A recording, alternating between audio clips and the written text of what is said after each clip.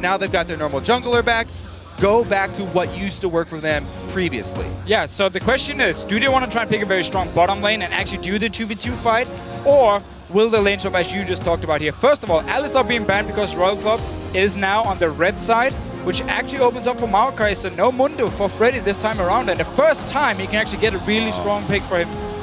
But Rengar for inSec, we were talking about this earlier on, and we were like, do you ban Lee Sin or do you ban Rengar? SK decided to leave both open, and Rengar and inSec together have been an incredible force. So the reason they actually didn't ban any of the junglers here is because they were looking for something like a Maokai first pick, and if they had banned Lee Sin and there had been a Rengar pickup here for Royal Club, what would Svenskeren play into the Rengar? We have seen Rengar against amazing on Elise, and that backfired completely at no pressure.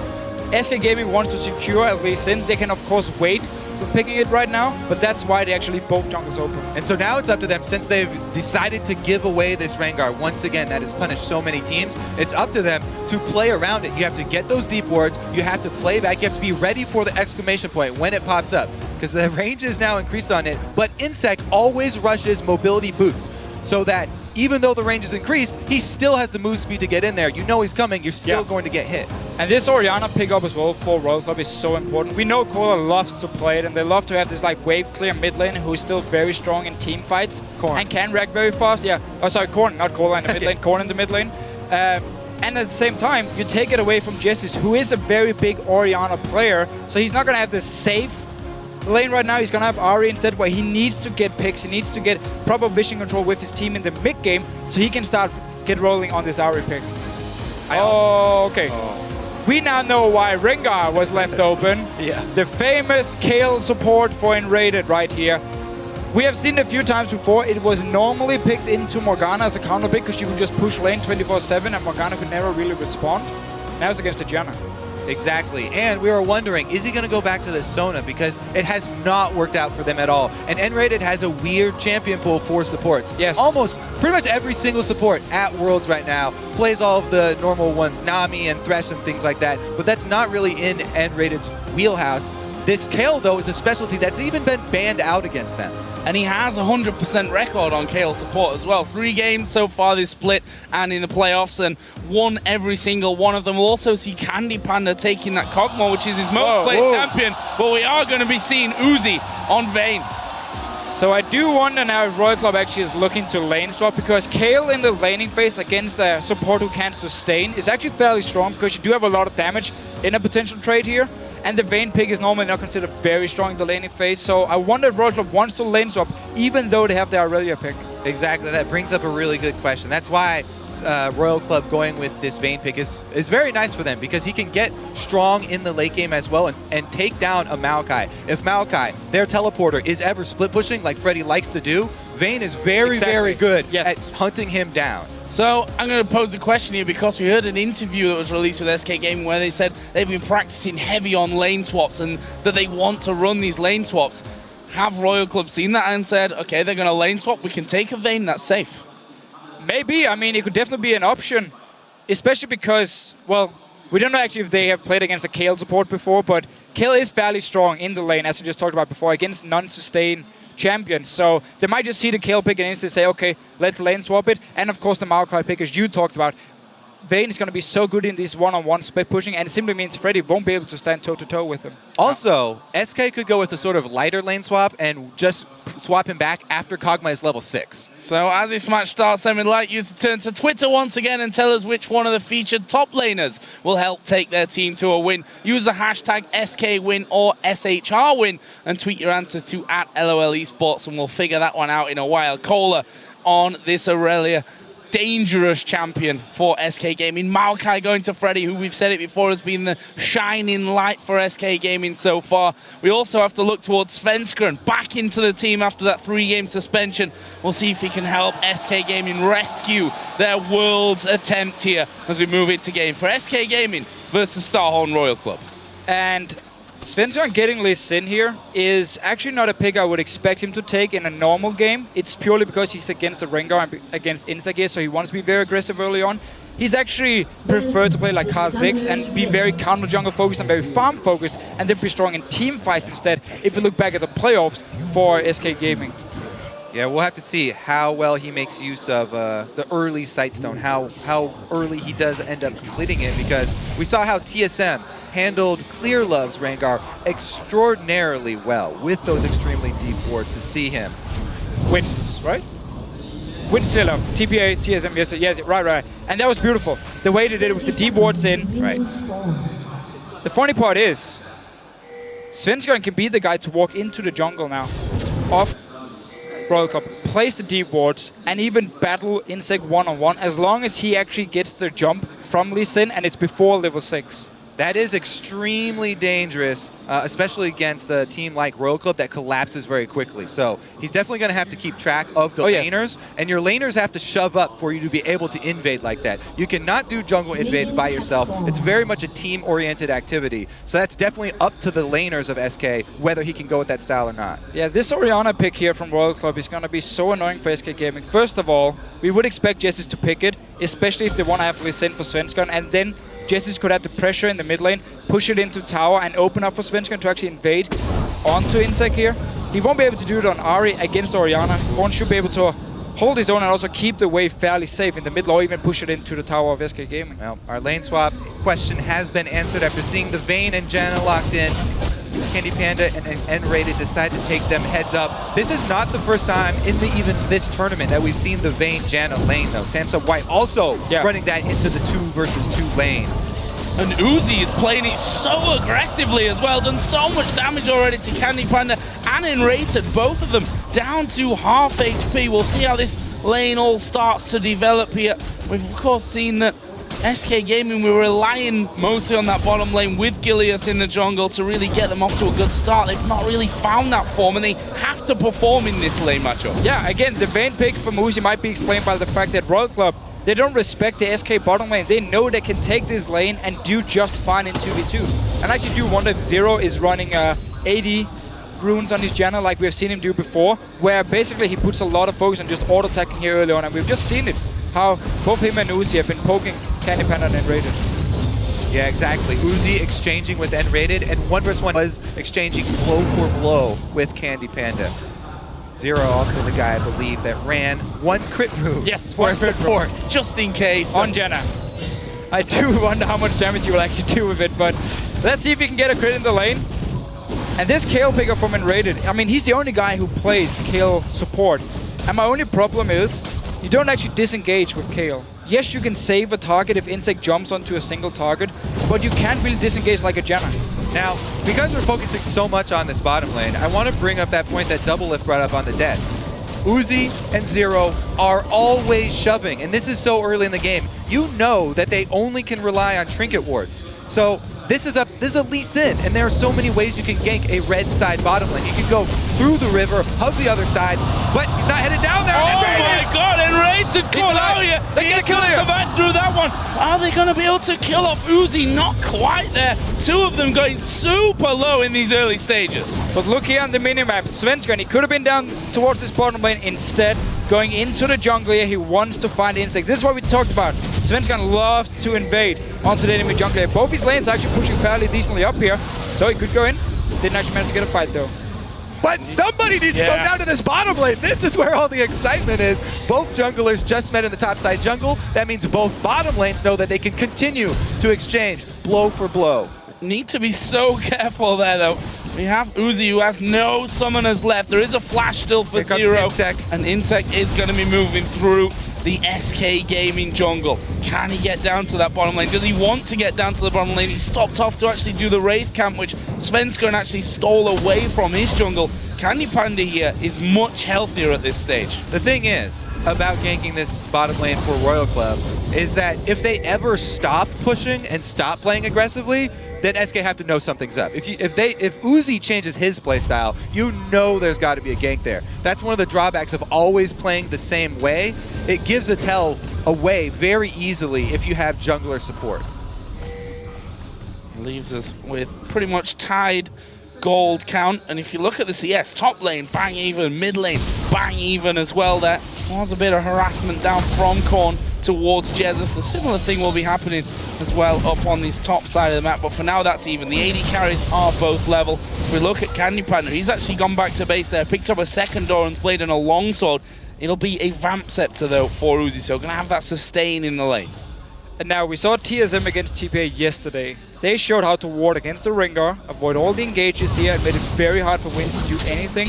SK Gaming is the team in Europe who buys the least amount of wards, and that can hurt them a lot against a team like Royal Club, against inSec on Rengar here, because if they don't ward properly, I'm just going to say it now so we can come back to it later, because it will become relevant. Oh. They will get punished. The Hunter is being hunted right now. Even Svenskeren only level 4, trying to track inSec up the river just to buy Freddy some time up there. Leave that top lane undisturbed, and then let them just continue to farm. I feel like Svenskeren has done similar things to inSec in terms of, you know, over the course of the year being caught out maybe a couple too many times in the enemy jungle without wards, not really in the safest of positions. They've got to be safe. Of course, you have to take risks, I think, to win these big games, but being safe is a big part of it as well. As nRated just left the lane to ward up there, and his AD carry took a little bit of damage. They're actually going to push Royal Club back here in lane. But it was pretty obvious what the tactic was from SK Gaming early with the Lee Sin pick, because we did see Svenskeren forget about the bottom lane and actually invade it. Pull it onto Freddy. Let's see what he can do. Not a lot. So back to the point of Svenskeren. We did see him invade into the jungle, but he only did it once, because in this mid lane, Korn has been able to push it up all the time. So Jesiz wouldn't be in a position to move from mid lane into the jungle and help Svenskeren. Royal Club would be able to collapse a lot faster, and therefore he was forced to just sit back and farm. So the Lee Sin pick so far, before level 6, where he was supposed to be so much stronger, has not been paying off for SK Gaming at all. However, inSec just hit level 6, so we are at that all-important first gank for Rengar. Handing off blue here to Jesiz. The all-important first gank for Rengar. He's out of potions right now, so it's not going to come too soon. He has to back first. And before he goes for that gank, we will see him prep it on the jungle camps, stack up his ferocity. The target would probably be bottom lane, which with how these lanes are exchanging. The other option would be top as well, because Freddy has been harassing Kayle fairly often and getting Irelia lower. Yeah, and we have seen before when Royal Club is playing, inSec loves to go top lane when Kayle plays Irelia, because he can get the stun onto the enemy top laner, set up an easy gank for inSec. Down this bottom lane, because Uzi and Zero is constantly pushing it, it can be very hard for inSec to get close enough. It is always risky to dive under the tower, at least once Kayle hits level 6 and you have the ulti here. But he's looking towards this bottom lane, level 6, and they do have a pink ward in the bush here, so you can sneak in. Oh, here we go then.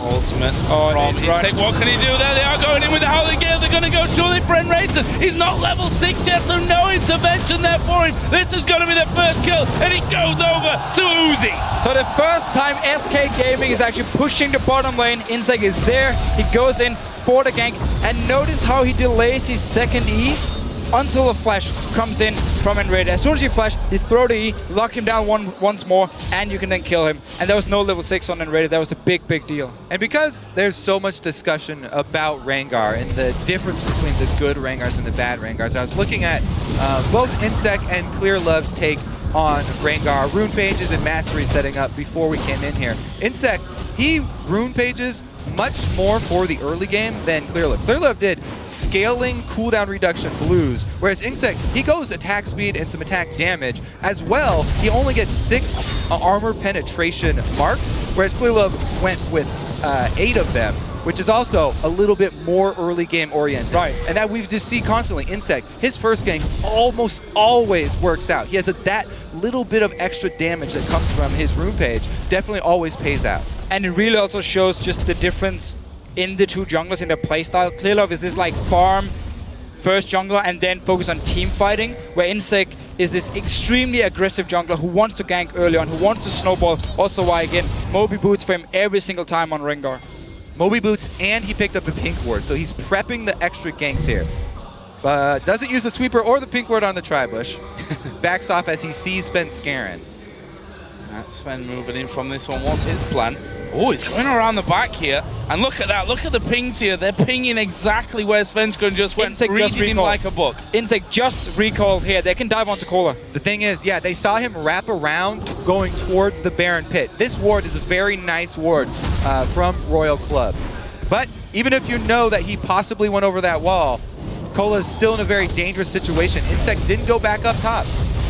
And could get that stunning if anyone goes underneath the tower onto him. Here comes Svenskeren from the side there onto the wall. Kicks him back out from tower edge. They're going to get the kill. Oh! From it! There is Freddy coming in. The sapling is going to chase down Kayle. But it's the Q from Svenskeren to pick up the kill. Such a nice setup here by SK Gaming. inSec, he recalled as soon as he actually saw Svenskeren was around the top side. He decided to recall, go back to base, buy just a longsword and a green ward, and then it simply opened up for the dive here. inSec could definitely have stayed and just secure or help his top lane a little bit. Yeah, they didn't respect the wall jump over the Baron Pit. They even pinged it twice, so they knew that that was a possibility.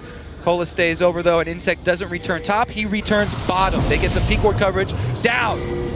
Oh, Jesiz here, far up the lane. inSec gonna go in. He's got the ball on it. There is the combo, and Svenskeren goes down. Jesiz will use his ulti here. inSec had to back away. The ignite came out of Jesiz, but again, coming up big here. 2 ganks around there for inSec and doing so well with it. Meanwhile, Uzi pushing back on this bottom lane. That was great pre-planning here actually from inSec and Royal Club, because what inSec did, he ran down to his Wraith camp from the base, and he actually only killed the big Wraith and one of the small ones, and he left the 2 other ones because he knew Svenskeren was on the top side of the jungle, and therefore he couldn't actually get the full Wraith camp. And then as soon as inSec just went down to the bottom side and saw Svenskeren in the middle lane, he knew he could just go straight for the kill. There was no ulti for Svenskeren either. Easy pickup. Yeah, that was a preview of what Royal Club are going to have in answer to the Maokai team fighting. This is their wombo combo answer. They've got inSec plus Corn going to try and hit multiple high priority targets towards the mid game here when we do see the team fights. And Royal Club, they might not even want to team fight at all, at least for the first 20-30 minutes, because they have a perfect setup here to do 1-3-1, where you have Irelia up in one lane, you have Uzi and Vayne in the other side lane, and then Corn just sitting in the mid lane as the wave clear. And it simply means inSec can then choose whatever lane he wants to, pop his ulti as long as there's no deep wards from SK Gaming, and just go and instantly kill the target who's one-on-one against either Kayle or Uzi. Oh, this is very deep. Svenskeren gonna flash in, kicks inSec back. inSec's gonna go down, but Kayle's joined in the fight. Freddy will be tanking this one up with the ultimate running. Jesiz trying to do damage off to the side. I think Kayle's done for you. Freddy may also fall. There's the shockwave, comes off cooldown, and Jesiz flashes over. It's like one more auto attack. He gets away with 10 HP. There was no ulti for Jesiz during the fight here. It just came up in the very, very end, so he had to flash the wall and just try and escape. And Gord was winning on his cooldown as well because they had just used it mid, so both mid laners were just waiting split seconds away. Uzi getting really close to this dead turret though. Oh, this is bad, possibly for SK Gaming. Uzi coming through. Howling Gale catches the both of them. Zero trying to lock in. But here comes Kayle from the bottom side. Candy Panda goes down. nRated goes down. Royal Club get 2 back. And we have seen this before from Royal Club. Kayle is so good at teleporting down instantly as you see a fight in the bottom lane. Freddy had teleport, but he didn't want to use it. And as soon as Kayle showed himself, easy cleanup, get 2 kills. They would probably have gotten them else or anyways, but now they can also pick up a dragon. This is that classic tower bait there. The last few hits, they know that they want to finish it off and get that local gold. All right, so this is the 3 versus 3 though. Very exciting to see. Svenskeren comes in, flashes over for the kickback, and they immediately focus down inSec. Good call there from SK to focus fire Rengar. He has a lot of offensive ability to create plays, but no defensive ability. He has no escape for himself. Top laner's going down 1 for 1 here too, and as we know, the magical escape. And notice how the red buff actually means that Jesiz couldn't try and charm onto Corn because the red buff was in his way, so the only option he had was actually flash the wall and just try and escape. If the red buff wasn't there, maybe, just maybe, he could have tried and turn it around. He was still very, very low and would have been a risky play. Very, very dangerous game he was playing. Blue buffs handed over to both mid laners. That should definitely help out Jesiz. He'll be able to go wave for wave here with the wave clear. Let's have a look at the overall picture then. We've hit the 15-minute mark of this game, and it is a decent little lead for Royal Club. Not a massive one, and we'll see how that all changes as Zero just headed up towards top. They had vision of Svenskeren in that brush thanks to Korn's ward.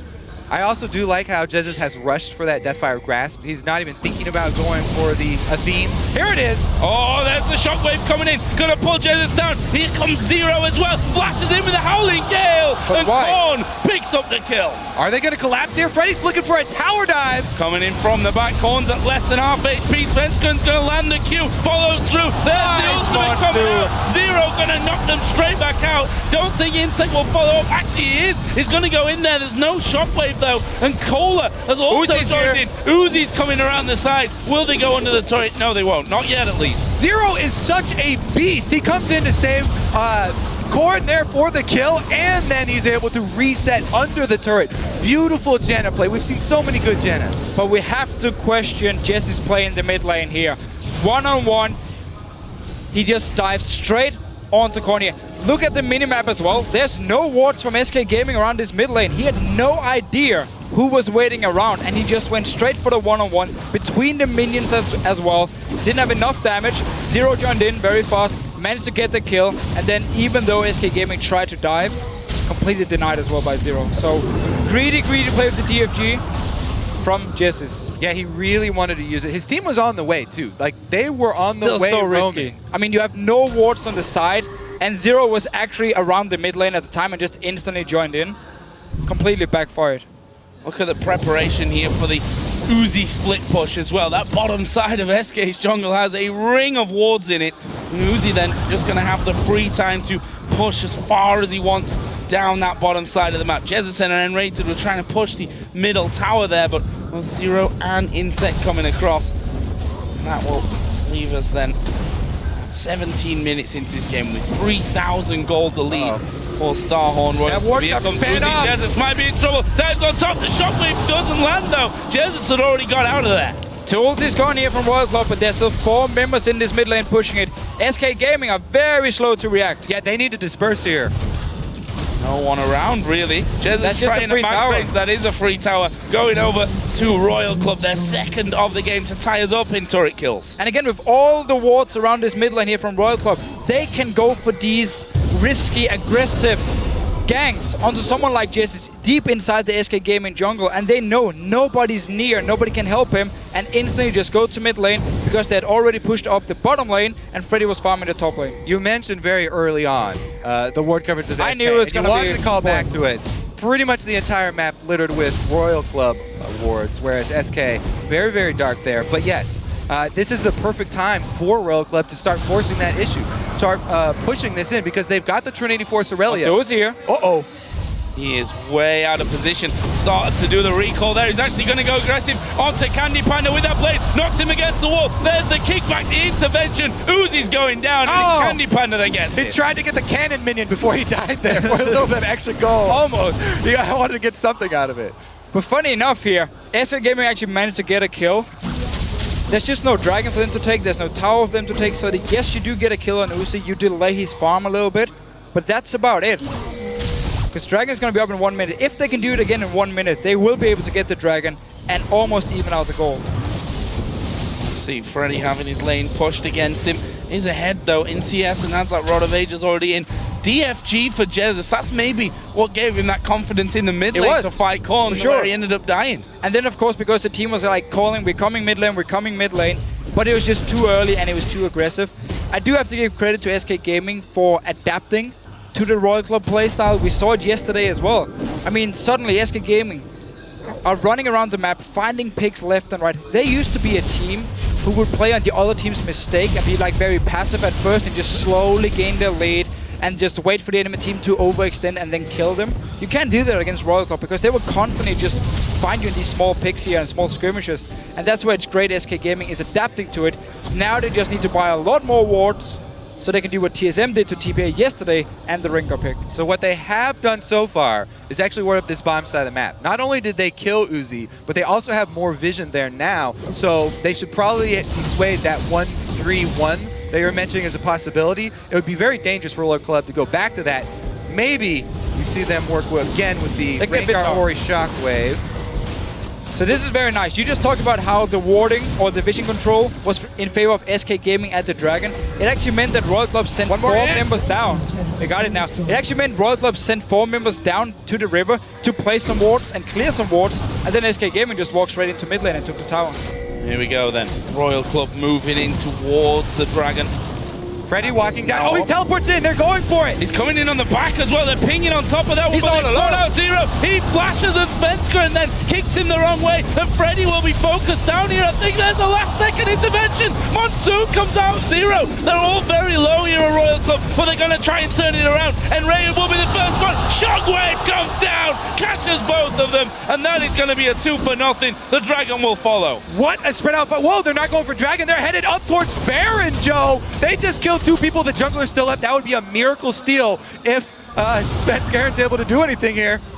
There is a blade on Uzi. He needs to join his team in. They have a lot of single target damage here. Irelia as well. Trinity Force is completed. It's all about Svenskeren now. Can he actually steal it? He's got to be the hero here for SK Gaming. He has to get in there for the steal. That Baron already surely very low at this stage. Kayle has gone low and the Baron goes over to Royal Club. Svenskeren completely kept away there by Zero, and he's now having to try and run away. Candy Panda's there as well. Kayle's going to get in. He's on low HP so he can get the stun and then picks up the kill. And suddenly, Royal Club, they just destroy SK Gaming. I mean, the teleport from Freddy actually meant he was all alone against 2 people. And you can tell the decisiveness from Royal Club. This is one of the points where it's the ping from inSec. He says, go, everybody instantly, go. They get the Baron, they get the 2 kills, and they get the Dragon. They collected everything on the map. Oh, Uzi trying to get in there. Kayle will join in. Oh, there is a shockwave. It's Freddy that they catch. He will twist and advance in, but they lock him up and pick up another one. The 11th kill of the game, the 4th for Kayle. inSec's not done. Yeah, he's not done yet. He's got that ultimate running. Not going to quite get in there onto Jesiz though. It's just so impressive. A team that, you know, sometimes has to use 3 languages to communicate plays so decisively. There's so much, the instincts of these guys is so impressive. Everyone just has to be on the same page, and everyone needs to know exactly how strong they are and when they can actually take the fight. You know, we watched that video too, the intro video from Royal Club, and they talked about the different ways they work on building teamwork with the team. And they try all kinds of other activities outside of the game just to get used to each other and how they think. Well, you saw it on the minimap, the way that they were pinging coming into that fight. Let's have a look at it again, though. Right, so teleport behind here from Freddy. So he's actually 1v2 against Uzi and inSec. And remember, Vayne has the true damage onto him. The rest of SK Gaming, they can't join in time. Like, so Freddy's taken really low. Ult from nRated is used. And this is where, again, the Kayle support.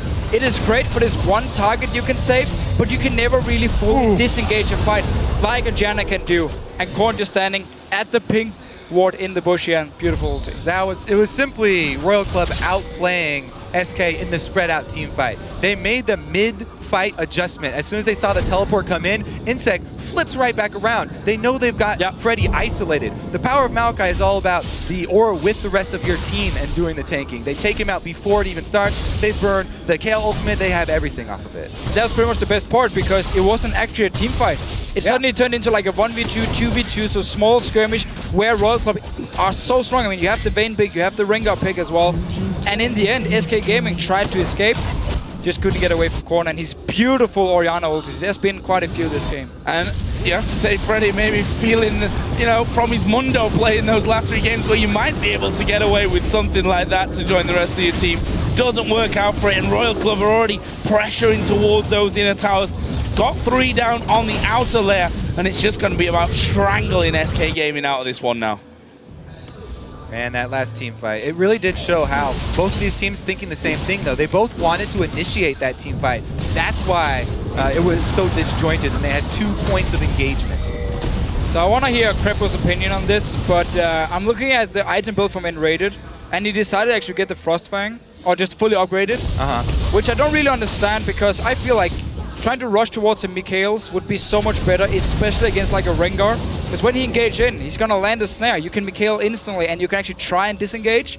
Where the Frostfang, it becomes a lot harder, especially also because there's so many mobile targets on Royal Club, which are going to be hard to hit. But if you do manage to land it, I guess you will apply the slow here. But I want to hear from Krepo what he's going to say. Having a Mikaels, I'm pretty sure. Wow. Shockwave thrown down there by Korn, and might have not even been thinking that he could get that kill. He's got Candy Panda low and will force him to go back to base. And once his next minion wave comes through, they may fancy it. They've also sent Kayle down bottom. His TP will be back up here shortly. So the split push is gonna be in full action. And now that minion wave does come through. Uzi gonna step forward, does get a few hits off. SK retreat from that completely. Yeah, they definitely have to back off. And Royal Club can wait once again for the ultimate cooldown here from inSec. The thing about, even if you do rush a Mikhail's, it's always nice to have that on our team, and Krepo's definitely pro Mikhail's. But if Rengar jumps in with the Orianna ball on him and the shockwave goes off, you're still going to get sucked in. Of course, yeah. But, I mean, it's also more just for the picks itself. Yeah. Like, if Rengar jumps in, you can try and use it to disengage. I just feel like Mikhail's would, in pretty much every situation, be better than fully operating into the cross screens. Yeah. The little ice blast there. I'm glad we agree. We'll see how the little ice blast turns a team fight. You never know. That could be the difference between life and death. Still, these items, it's new for me, man. When I played support, it was a lot simpler. Is that why you ended up quitting? Because it got too complicated. It got too complicated. I was looking at the patch notes. I'm like, nope. Do we actually have to buy items now? Like, hell no. Time to become a coach. Well, you could go Zero's route here. You know, he doesn't have quite the actives. He just upgraded as well, but he's gone once again with the Janna special, the Medjais. I do always like the Jannas that pick up captain's boots as well, just because it helps so much in these team fights. This team for Royal Club thrives on move speed. So any extra source of move speed that Zero can add to his team helps out so much. We've already seen them chasing and even retreating, having to reposition mid-fight. This Captain Boots Janna just gives them such a big advantage. And Kayle here having to go Freddy down bottom. He's pretty decently tanky at this stage for him, so Kayle really just pulling Freddy away from the rest of the team. Zero has just gone down bottom as well, but that middle inner turret is maybe what they want to go for. Actually, they've gone towards Korn, but Jesiz miles away there with that charm. They did get him down to about half HP, but the follow-up just not there. inSec actually popped his ult here, so it's going to be on cooldown, and Royal Club will keep just looking for this one pick. Maybe also Freddy. Yeah, they're going to get the turret here. Uzi not bothered about the kills. He wants that tower to go down. There's the monsoon. Zero actually flashing away, will survive. There's a knock against the wall from Uzi. Intervention comes down. Here comes Korn. Where is the shockwave going to land? They take Freddy, and nRated just getting out of range there of the shockwave. They still have that available to them if Korn decides to pull the trigger. Ooh, what another disjointed team fight right there. They started out by putting a whole bunch of damage into Freddy, and he can't be the reliable tank if they get that much of a time advantage down there. Dumping a whole bunch into him, it was very hard. Uzi had the confidence after that to get right up in his face. I'm really just looking at this Orianna pick again from Champs League, where they early pick it, you take it away from SK Gaming. It destroyed the whole tactic early game with Svenskeren on Lee Sin because they didn't have the pressure in mid lane for Svenskeren to invade on inSec and try and kill him pre-6. Yeah, the Ahri picks really haven't been working out for Jesiz this tournament. I know it is something that he does really like and finds a comfortable pick. Right. But yeah, it definitely has not held up for them on the world stage. At playoffs in their EULCS, Ahri was probably the best mid lane pick together with Orianna. I mean, Froggen and XPEC played it as well a lot, so I wonder if they're going to play it next week. We haven't seen it here in Taiwan really pay off. And look at the difference in mid lane power here. That is tremendous. He's got all 3 completed main mid lane items here for Korn, plus he's got the extra flat spell penetration. So this Orianna, that shockwave is going to do a ridiculous amount of damage, whereas Jesiz is sitting on the pieces of his death cap plus the Deathfire Grass. Oh, yeah, Freddy out a little bit in the jungle, and look at the minimap. Nobody is there to even remotely help him out. He's going to be getting slowed down here. Korn going to go in. inSec, of course, will be able to just snare him up. They actually use the shockwave. Takes a while, but you'll get him down. That leaves a 5v4 with Byron now on the map. SK have to kill Kayle here and just rush back to the Baron and try and do whatever. I mean, Svenskeren needs to steal it, get a kill down this bottom lane as well. Level 16 Kayle though, nRated's got to give him some space. Ah, the Frost Queen. There it is. Yeah, the Frost Queen. He's able to kite. Oh, look at that. Solo steal? Trying to take out Zero, who actually stopped him, and look at Kayle, he's still alive. Ulti used there at the back, they finally pull out. It's going to be Uzi that gets the kill. Kayle survived through all of that, and Royal Club take Baron at the same time. Right. That's about it then. Hold on. Well, it's 30 minutes still. They can try and pull the long siege, I guess. Let's see here. For Royal Club, their siege actually with Orianna is okay. It's very dangerous for Uzi to get up there. But really, it's just going to be the split push for them to end it. Exactly. They don't even have to stand up 5v5 here. So, as we've seen, it's very hard for them to deal with Kayle right now. He's been just such a beast all game long. If he goes down to split push, he draws way more attention from SK, and they'll probably find a way into the base here. 4-1. Right, so let's watch that run around, by the way. How exactly does this work? 3 members here. Svenskeren is sent alone to try and kill it. Slow for nRated. And still running on the other side. Jesiz actually jumps to Jesiz and starts just kiting away. Oh, Candy Panda out of position, and it's the ultimate used. Oh, it's going to get the kill though. And it's not going to be enough damage there on the passive to get the kill. So Candy Panda is down. What are Royal Club going to do with this one? They've got Uzi and Korn coming down the mid lane. And they'll be joined by another 2. They'll send inSec towards the top lane to actually start defending here as a Howling Gale comes through towards Freddy. That is a big chunk of damage coming out from Korn, and I think that's going to be enough for the tower. It's going to be Kayle that's tanking that one up, and they do manage to finish it off. And look at the bottom lane here. It's already pushing in. inSec pushed the top wave as well, so every single lane pushing into the base of SK Gaming. Will Royal Club try and dive here? They have no ulti on inSec, so they need to wait for it. Or it could just be a well-placed shockwave here. We've seen how much damage that shockwave can do. He can place it on Kayle. Kayle's got a reliable dash. They don't have to wait for inSec. Just gonna switch down towards that bottom lane after mid is cleared out here by SK Gaming. Candy Panda, of course, spawning back in after being caught out on that top side. And look at Uzi, basically has Kayle in front of him to offer that protection in case they come his way, and we'll just get the free auto attacks off, and the turret loses half HP. Royal Club has just been in control pretty much the entire game long, to be honest. Bot lane-wise, SK Gaming actually did pretty well. They were winning on farm, they almost killed the bot lane tower, but then the gank came in from inSec, and then the second TP, the TP came in from Kayle, and suddenly there was too many kills on the side of Royal Club. And then it's just been all about this mid lane and all the fights around the mid lane and the lack of wards from SK Gaming. When you play Ahri, you need a lot of wards. And here's Shockwave. Oh, onto nRated there is Svenskeren diving in. They're going for Kayle. Svenskeren will fall from this one as inSec now joins as well. Actually, Svenskeren got the intervention. Jesiz jumps on. inSec trying to beat them up at the back. The rest of the team comes through. Uzi having to go at Candy Panda, and that will be another one. That means 4 men of course, for SK. And surely this is going to be the game now for Royal Club. I don't know how many times we're going to see teams continue to give inSec Rengar after this. He's been so good with all of his ganks. Every team thinks, oh, we've seen so many of these Rengars fail. All you have to do is deep ward and work around these ganks. But he always finds a way to get in. It was pretty clear it was their idea or tactic from SK Gaming to pick Kayle as this counter to the Rengar. Right, but that's the support Kayle. He's not going to have his ult for a long time. No, it just wasn't enough.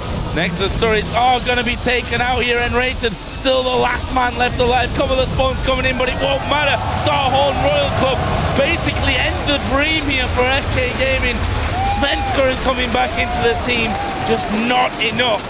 And Royal Club showing once again that they're just such a classy act. So SK Gaming, they came in, they had their tactic planned. We want to try and punish the Rengar pick early with the Lee Sin. That's why they left both the junglers open. At the same time, we have this Kayle support, so whenever or whatever target inSec will jump, we can Kayle ult and we can avoid all the damage and then try and turn it around. And then Orianna happened from Royal Club. Also just making the team fights from Royal Club suddenly stronger than the SK ones.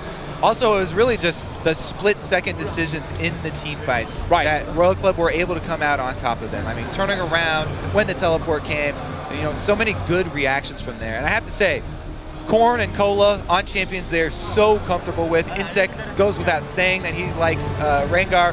Uzi on the famous Vayne. We pretty much got to see the all-star lineup here from Royal Club, and they definitely deserve to be at the top of this group. It is pretty funny to see how, as you mentioned earlier, Joe, why do teams keep giving Rengar to inSec here? And what we have actually seen in LPL in the playoffs is some teams, they decide to ban both Lee Sin and the Rengar, or at least pick one of them with the first pick, and then force him on to, like, a Jarvan or Kha'Zix. And he doesn't have the same impact. So I wonder if we're gonna see it leading into the quarterfinals, where teams will try to like target inSec, because he's basically just dominating on Rengar, and then his Lee Sin performance yesterday wasn't as strong, but we have seen him carry on Lee Sin before. Yeah, I think there are so many questions when you look at this entire Royal Club team. You have 3 bans. It is so hard to take them out of it. I mean, you see there, Korn gets Orianna. He's most played champion through LPL somewhere in the playoffs, and he absolutely wiped the floor with him. I think that one ban that we've seen in the last 2 games against Royal Club, teams can stop using. It's the Lucian ban that they use against Uzi, because he showed Tristana, he can take over a game with Tristana. Same thing here with Vayne as well. I think Uzi's just got too many things he can choose from. So focus your bans on one person. The only, or maybe the idea behind the Lucian ban, if we just have to try and explain it, could be because if he is playing like Tristana or a Caitlyn pick maybe, he's going to be weaker in the mid game where Royal Club loves to team fight. So maybe that's how teams are looking at it and say, okay, if you play Tristana or Caitlyn and we get to mid game, we can start punishing you for having a weaker AD carry. Obviously, you don't want to go late game, but still, maybe that's the idea. Otherwise, I don't see why you're banning this Lucian pick. Well, another win for Starhorn Royal Club for